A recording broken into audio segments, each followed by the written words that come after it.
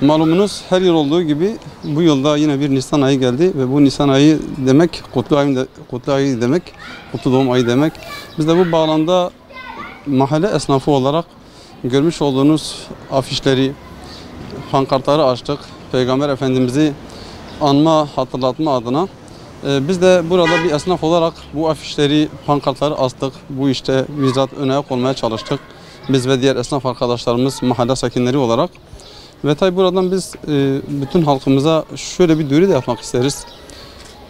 Bu önümüzdeki pazar günü, yani 22 Nisan pazar günü Diyarbakır Mevlüt alanında kutlu doğum etkinliği tertiplenecek. Bu bağlamda biz patron, işçi, öğrenci, öğretmen, doktor, hasta ne kadar vatandaşımız varsa hepsini bu etkinliğe davet ediyoruz. Herkesin bu etkinliğe gelmesini istiyoruz. Peygamber sevgisi demek, peygamber aşkı demek bambaşka bir şeydir. Bizim için peygamber sevgisi her şeyin üzerinde gelir. Biz de bunu hatırlatma adına böyle bir hazırlıkta bulunduk. Şimdiden katılacak olan bütün halkımıza çok ama çok teşekkür ediyoruz. Herkesin mutlak mertebe bu davete icabet etmesini istiyoruz. Esnaf olarak her yıl burada kutlu doğum hazırlığını yapıyoruz. Pankart asıyoruz. Kitap dağıtıyoruz. Ve ailemle beraber her yıl katılıyorum. En basitinde bir sevgililer günü herkes gündem yapıyor. Ondan sonra herkes çocuğunun her yıl doğumunu kutluyor. Asıl gündem olması gereken Allah Resulü'nün kutlu doğumudur.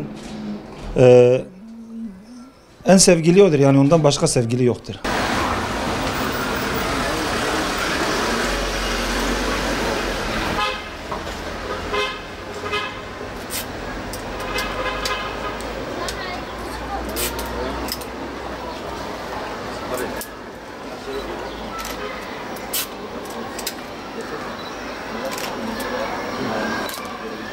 Elhamdülillah her yıl olduğu gibi yine mahallemizde gördüğünüz gibi Peygamber Aleyhissalatu vesselam'ın ismini, Allah'ın ismini yüceltmişiz. Çok şükür biz de mahalle sakin olarak inşallah devamlı bu etkinliklere sahip çıkacağız. İnşallah Teala devamlı olacak her sene.